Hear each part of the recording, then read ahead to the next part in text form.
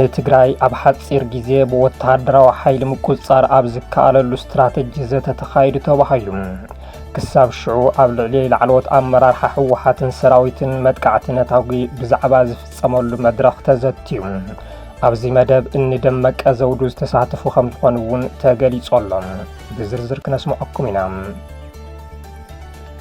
ኣብ ሱዳን ተጋሩ ኤርትራውያን ሓይልታት ኢትዮጵያን ሱዳናውያንን ዝተረኸቡሉ መድረኽ ተሳሊጡ እቲ ረዘንቲ ሓሳባት ዝተለዓሉ ከም ዝነበረ ዝተዘረበሉ መድረኽ ብቐንዱ ምሕዝነት ህዝብታት ንምጉልባትን ንዘጋጥሞም ሓደጋ ህልውና ድማ ብሓባር ንምምካትን ዝዓለመ እዩ። ብኻልእ ዜና ብዘይተለመደ መንገዲ ነፋሪት ኢትዮጵያ ካብ ኣዲስ አበባ ናብ ፖርት ሱዳን ምብራራ ምስልታት ሳተላይት ኣመልኪቶም እታ ነፋሪት ንመንን እንታይን ሒዛ ተጓዒዛ ንዝብል ሕቶም ክነስምዐኩም ኢና።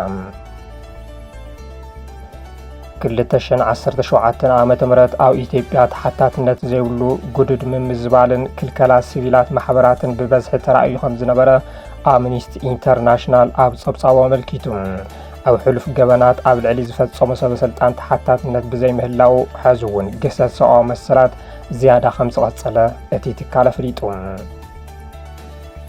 ኣሜሪካ ኣብ ልዕሊ ኤርትራ ኣንቢራቶ ዝነበረት እገዳ ንምልዓል ዲፕሎማስያዊ ዝምድናታታ ናብ ንብር ንምምላስ እንትሓስብ ከም ዘላ ተገሊጹ። ኣሜሪካ ኣብ ልዕሊ ኤርትራ ዘንበረቶ እገዳ ስርዓት ኤርትራ ብሰንኪቲ ኣብ ልዕሊ ህዝቢ ትግራይ ዝፈጸሞ ገበን ምዃኑ ዝዝከር እዩ። ይኹን እምበር እቲ ማዕቀብ ዝለዓለሉ ግዜ ዛጊድ ብዕለይ ተገለጸን። ዓበይቲ ዜናታት ብምቕዳም ሓደሽቲ ምዕባለታት ዝዕለት ሒዝናልኩም ቀሪብና ኣለና።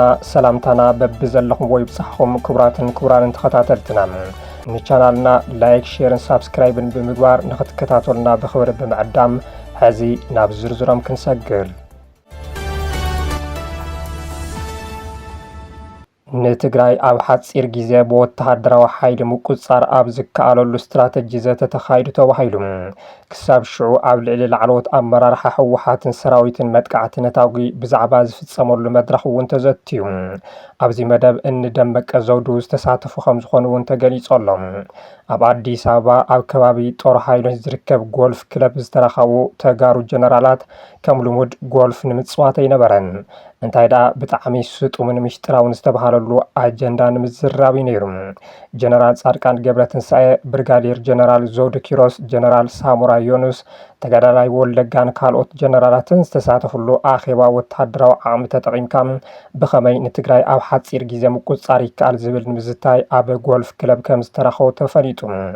ኣብቲ ስሩዕ ዘይኮነ ኣኼባ እቲ ኣብዚ ሰሙን ኣብ ምዕራብ ትግራይ ሕዚ እውን ኣብ ልዕሊ ተጋሩ ዘየቋርፅ ገበን ይፍጽመሎ ተባሂሉ ብሂውማን ራይትስ ዎች ከይተረፈ ሽሙ ዝለዓል ዘሎ ኮነሬል ደመቀ ዘውዱ እውን ምርካቡ ንብዙሓት ዘደመመ ኮይኖሎም ኣብ ትግራይ ዝምዕብል ዘሎ ፖለቲካዊ ቅልውላው መበገሲ ብምግባር ህፁፅ ስጉምቲ ምውሳድ እንተዘይተኻኢሉ ሕወሓትን ሰራዊት ትግራይን ዝገብርዎ ዘሎ ምንቅስቃስ ስግኣት እዩ ብምባል ዝገምገሙ እቶም ጀነራላት እዚ ድማ ኣብ ቀረባ ግዜ ንትግራይ ምቁፅጻር እንተዘይተኻኢሉ ሓደገኛ እዩ ዝብል መደምደምታ በፂሖም ኣለዉ።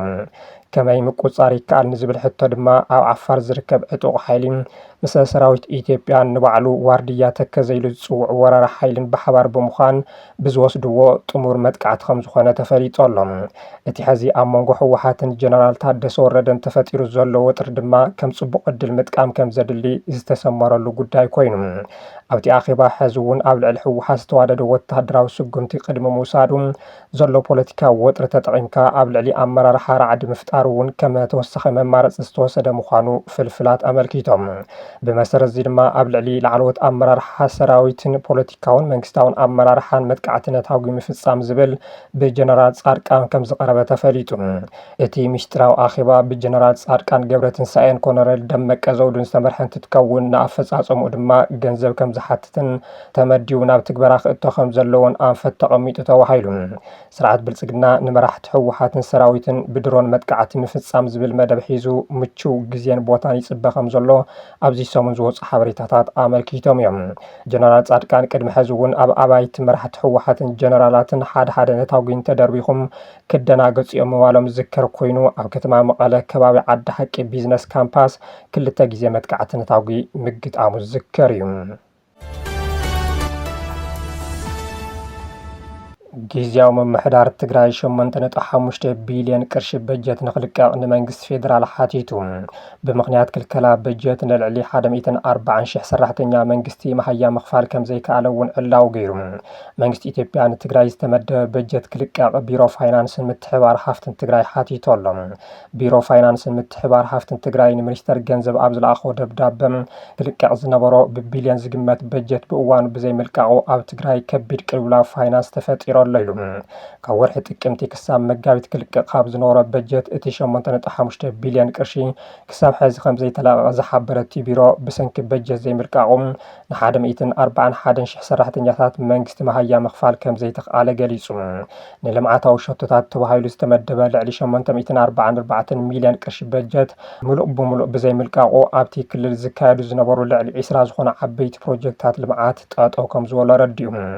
ኦዲተራት ባንኪ ዓለም ኣጠቓቕምኡ ሪኦም ኣብ ርካባት ኦዲት ርእይቶኦም ይህቡ ኣለዉ ዝበለ ቢሮ ፋይናንስ ምትሕብባር ሃፍትን ትግራይ መንግስቲ ኢትዮጵያ ዘሎ ፀገም ተረዲኡ ክልቀቕ ዝግብኦ በጀት ንኽልቕቕ ሓቲቱ።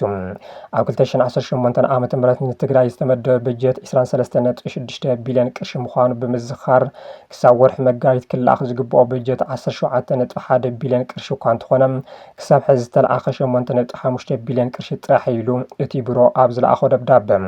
ኣብዚ ሕዚ እዋን ኣብ ክልላት ኣምሓራን ኦሮምያን ኩናት ይካየደሎም ኣብ ዘለው ቦታታት በጀት ዘይከልከለ ስርዓት ብልጽግና ኩናት ኣብ ዘይብላ ትግራይ ግና ሕገ መንግስታዊ መሰል ዝኾነ ድጎማ በጀት ከልኪሉ ህዝቢ ትግራይ ብጥምየትን ሕማምን ንኽጸንጥ ፈሪዱ ኣሎ። ፕረዚደንት ጊዜያዊ ምምሕዳር ትግራይ ጀነራል ታደሰ ወረደ ቅድሚ 2 ሰሙን ሽሞት ንኽናውሐሎም ናብ አዲስ አበባ ከይዶም ኣብ ዝነበሩሉ እዋን ቀዳማይ ሚኒስትር ኣብይ ኣሕመድ በጀት ክለቀል ከኣየ ብምባል ቃል ኣትዮምሎም እኳ እንተነበሩ ክሳብ ሕዚ ግና ዋላ ሓንቲ 5 ሳንቲም ከም ዘይለኣኹ እዩ ዝግለጽ ዘሎ። ኣብ ሱዳን ተጋሩ ኤርትራውያን ሓይልታት ኢትዮጵያን ሱዳናውያንን ዝተረኸብሉ መድረኽ ተሳሊጡ ተባሂሉ እቲ ረዘንቲ ሓሳባት ዝተለዓሉ ከም ዝነበረ ዝተዘረበሉ መድረኽ ብቐንዱ ምሕዝነት ህዝብታት ንምጉልባትን ንዘጋጥሞም ሓደጋ ህልውና ድማ ብሓባር ንምምካትን ዝዓለመ እዩ። ብኻልእ ዜና ብዘይተለመደ መንገዲ ነፋሪት ኢትዮጵያ ካብ ኣዲስ ኣበባ ናብ ፖርት ሱዳን ምብራራ ምስልታት ሳተላይት ኣመልኪቶም። ኣብ ርእሰ ከተማ ሱዳን ካርቱም ፍሉጣት ፖለቲከኛታትን ምሁራትን ካብ ቀርኒ ኣፍሪካ መልእኽቲ ዘመሓላለፉሉም ዓብዪ ዋዕላ ጽምዶ ተሳሊጡ ተባሂሉ። ኣብቲ መድረክ ካብ ዝተሳተፉ ድማ ካብ ህዝብታት ኦጋዴን፣ ጋምቤላ፣ ኣምሓራ፣ ትግራይ፣ ኤርትራ ዝነጥፉ ወከልቲ እንትኾኑ እቲ ኣረሜናዊ ብዝኾነ መንገዲ ንፋረዶም ዝበለ ፖለቲከኛ አንዳርጋቸው ጽጌ እውን ብዙ መልእኽቲ ዘሕለፈሉ ነይሩ። ኣባላት ላዕላዊ ቤት ምኽሪ ሱዳን ወተሃደራዊ መራሕትን ብኣካል ዝተሳተፉሉን ትርጉም ዘለዎ መድረክ ከም ዝነበረን እውን ተፈሊጡ። መንግስቲ ኢትዮጵያ ዘይሕጋዊ ርክብ ንዝበሎ ጽምዶ በተደጋጋሚ ክቃወሞ ዝስማዕ ኮይኑ ጽምዶ ግና ብውሕዳት ኣክቲቪስታት ጀሚሩ ሕዚ ዶብ ተሻጋሪ ርክባት ክሳብ ምፍጣር በፂሑ ኣሎ። እዚ ቀንዲ ዕላምኡ ርክብ ጎራብቲ ህዝብታት ንምጉልባት እኳ እንተኾነ ሕዚ ግና ሕብረት ብምፍጣር ንስርዓት ብልጽግና ንምእላይ ከም መሳርሒ ኮይኑ ንምግልጋል ዝዓለመ ሕቡእ ኣጀንዳ ከም ዘለዎ ገለ ወሃብቲ ርእይቶ ይገልጹ ኣለዉ። ብኻልእ ዜና ካብ አዲስ ኣበባ ምስጢራዊ ዝተባሃለሉ በረራ ከም ዝተኻየደ ተፈሊጡ። ካብ መዕርፎ ነፈርቲ ቦሌ አዲስ ኣበባ ዝተበገሰት ቦይንግ 737-86 ኤን ነፋሪት ናብ ፖርት ሱዳን ከም ዝበረረት ፍሉጥ ኣህጉራዊ ጸብጻባት በረራታት ዘዋድድ ሪች ቴድ ንምስልታት ሳተላይት ኣደጊፉ ዕላው ገይሩ። ነቲ በረራ ድማ ኣዝዩ ዘይተለመደ ክብል ዝገለጹ ኮይኑ ምኽንያትን ምስጢር ናይቲ በረራ ግን ክሳብ ሕዚ ብዕሊ ኣይተፈለጠን ኢሉ። ይኹን እምበር ኣብ ጉዳይ ርክብ ሱዳንን ኢትዮጵያን ዘድሃበ ዘተ ንምግባር ልኡኽ ስርዓት ብልጽግና ሰበስልጣን ዝፀዓነት ክትከውን ከም ትኽእል ተኣሚቱ ኣሎ። ፖርት ሱዳን ክሳብ ዝሓለፈ ወርሒ ጥሪ መቐመጢት ብጀነራል ዓብዱልፈታሕ አልቡርሃን ዝምራሕ መንግስቲ ምንባራ ዝፍለጥ ኮይኑ ቅድሚ 1 ዓመት ኣይተ ጌታቸው ረዳን ኣምባሳደር ሬድዋን ሁሴንን ካብ ቀዳማይ ሚኒስትር ኣብይ ዝተለኣኸ ደብዳቤ ንምጻሕ ናብታ ከተማ ተጓዒዞም ምንባሮም ይዝከር። ዕላማ ጉዕዞ ንጌታቸው ድማ ኣብ ምዕራብ ትግራይ ሸረሪና ዝርከብ ኣርሚ 70 ኣፍርሱልና ዝብል ነይሩ። ይኹን እምበር ስርዓት ብልጽግና ነቲ ኣንጻሮም ዝዋጋእ ዘሎ ብጀነራል መሐመድ ዳጋሎ ዝምራሕ ሓይሊ ይድግፍ እዩ ብምባል ቅሬታ ዘለዎም ጀነራል አልቡርሃን ንጌታቸው ረዳ ንኽረኽብዎም ፍቃደኛ ኣይነበሩን። ካብቲ እዋን ድሓር ካብ ኣዲስ ኣበባ ናብ ፖርት ሱዳን ዝተኻየደ ፈላማይ በረራ ኮይኑ ኣሎ እቲ ናይ ሕዚ በረራ። ኣብ ዝሓለፉ ሂደት ኣዋርሕ መንግስቲ ኢትዮጵያ ነቲ ቅልጡፍ ደገፍ ዝህብ ሓይሊ ሙሉእ ደገፍ ይገብረሎ ዝብሉ ዝወፁ ዘለው ሰፋሕቲ ጸብጻባት ስዒቡ ዝምድና መንግስታት ኣዲስ ኣበባን ፖርት ሱዳንን ኣዝዩ ሓርፊፉ ጸኒሑ እዩ። ኣብ ቤንሻ ቤንሻንጉል ጉሙዝ ከተማ ኣሶሳ ክስልጥንን ክዕጠቕን ዝጸንሐ ዕጡቕ ሓይሊ ዳዕመል ሰሪዕ ብሰራዊት ኢትዮጵያ ተሓጊዙ ንከተማ ኩርሙክ ሓዊሱ ምቁፅጻር ዝኸኣለ ኮይኑ መንግስቲ ሱዳን ነቲ መጥቃዕቲ ብምምችቻው ንመንግስቲ ኢትዮጵያ ከሲሱ ነይሩ። ካብ ምኽሳስ ሓሊፉ እውን ላዕላውነተይ ንምኽባር ክግደድ እየ ዝበለ ኮይኑ ኣብ ቤንሻንጉል ጉሙዝ መጥቃዕቲ ድሮን ምፍጻሙ ይዝከር።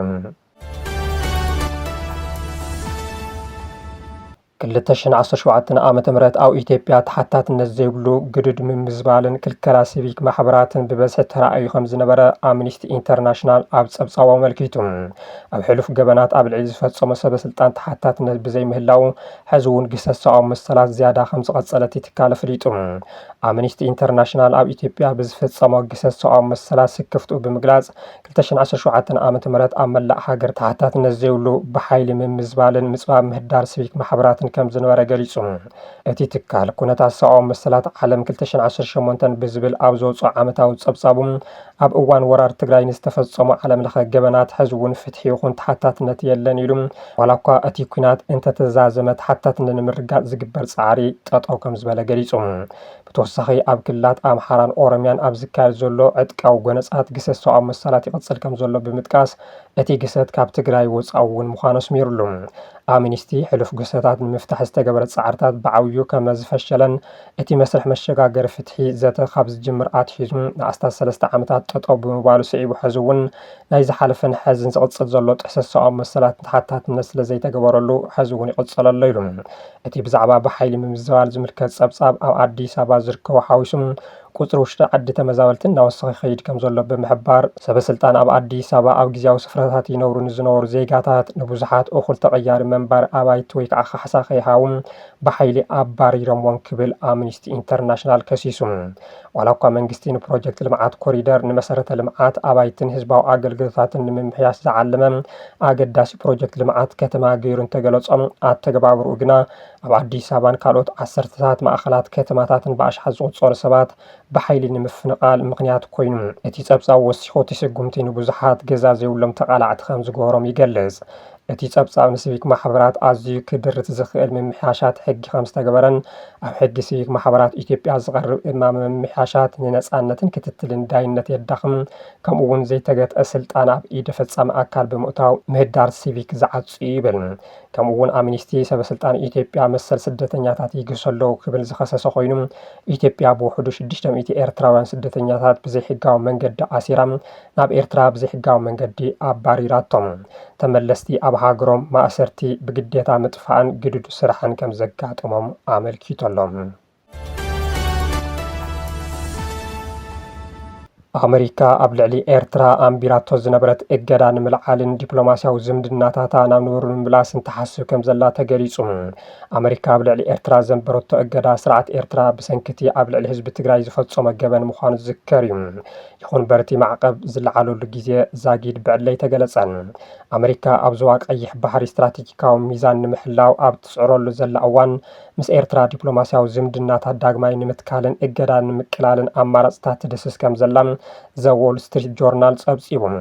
እቲ ጸብጻብ ናይ ሕዝን ነባራትን ሰበስልጣን ብምጥቃስ እቲ ዝሕሰብ ዘሎ ተበግሶም ምስታ ልዕሊ 1120 ኪሎ ሜትር ገማግም ቀይሕ ባሕሪ እትቆጻጸርን ካብ ዲፕሎማሲ ዓለም ተነጺላ ንነዊሕ እዋን ጽንሐትን ኤርትራ ዲፕሎማስያዊ ዝምድና ንምስራት ዝዓለመ ምዃኑ ተገሊጹ። እዚ ስጉምቲ ዝውሰድ ዘሎ ዋሽንግተን ካብ ኢራንን ዞባዊ መሻርክታን ኣብ ልዕሊ መስመራት ንግዲ ባሕሪ ንዝመጽእ ሓደጋታት ንምምካት ኣብ ትጽዕረሉ ዘላ እዋን እዩ። እቲ ዲፕሎማስያዊ ድፊት ኣብ ወሰንቲ መስመራት ንግዲ ወሽመጥ ዓረብ እናወሰኸ ዝኸይድ ዘሎ ወጥሪ ነዳዲ ኮይኑ ብኢራን ዝድገፉ ሁቲ የመን ነቲ ቀይሕ ባሕሪ ምስ ወሽመጥ ዓደን ዘራኽብ መጻወ ባብ ኣይል ማንደብ ክዘርጉ ምዃኖም ብተደጋጋሚ ምፍርሖም ስዒቡ እዩ። ሰበስልጣን ኣሜሪካ ጂኦግራፊያዊ ኣቀማምጣ ኤርትራ ንኣህጉራዊ ንግድን ወተሃደራዊ ስርሒታትን ኣገደስቲ ዝኾኑ ኣማራፂ መስመራት ባሕሪ ኣብ ምሕላው ቁልፊ ታራ ክትጻወት ከም ትኽእል ይኣምኑ ክብል ኣብ ዎል ስትሪት ጆርናል ዝወፀ ጸብጻብ የመልክት። ፍሉይ ወኪል ኣሜሪካ ኣብ ቀርኒ ኣፍሪካ ሞሳድ ቦለስ ኣብዚ ጉዳይ ምስ ፕረዚደንት ኤርትራ ኢሳያስ ኣፈወርቅን ሚኒስትር ጉዳያት ወጻኢ ዑስማን ሳልሕን ከም ዝተዛረሩ ይንገር። ግብፂ ኣብ መንጎ ክልቲኦም ወገናት ዝርብ ኣብ ምችቻው ታራ ከም ዝተፃወተት ብምጥቃስ ሚኒስትር ጉዳያት ወፃኢ ኣሜሪካ ምስ ኤርትራ ዝምድና ንምሕያድ ድሌት ከም ዘለዎ እኳ እንተገለጸ እገዳ ንምልዓል ዝሓንፀፆ መደብ ግን ክሳብ ሕዚ ዝኾነ መርገፂ የለን። እቲ ጸብጻብ ተወሳኺ ኣብ ውሽጢ ምምሕዳር ፕረዚደንት ዶናልድ ትራምፕ ዝካየድ ዘሎ ውሽጣዊ ዘተ ብሰንኪ ኣብ ኢራንን ጋዛን ዘሎ ጎንፅታት ከም ዝተዳናወገ ይሕበር። ይኹን እምበር ምስታ ኣብ ዓለም ሓንቲ ካብተን ኣዝየን ዓፈንቲ ሃገራት ተባሂላ ትግለጽ ኤርትራ ዝምድና ናብ ንቡር ንምምላስ ዝዓለመ ውጥን ከም ዘሎ ሚስጥር ኮይኑ ኣይተረፈን። ጸብጻብ ዎል ስትሪት ጆርናል ወሲኹም ምቅራብ ኣሜሪካን ኤርትራን ኣብ ቀርኒ ኣፍሪካ ዘስፍሕ ጽልዋ ክሕድር ከም ዝኽእል ብፍላይ ኣብ መንጎ ኢትዮጵያን ኤርትራን ወጥሪ ንዓበይ ኣብ ዝኸደሉ ዘሎ እዋን ሓድሽ ጎነፅ ከበግስ ከም ዝኽእል ስክፍታታት ይለዓለሎም። ክቡራት ተኸታተልትና ዕለታዊ ዜናታት ነዚኦም ይመስሉ ነይሮም። ስለ ዝተኸታተልኩምና ብምስጋን ኣብዚ ክንፍለየኩም ደሓን ኩኑ።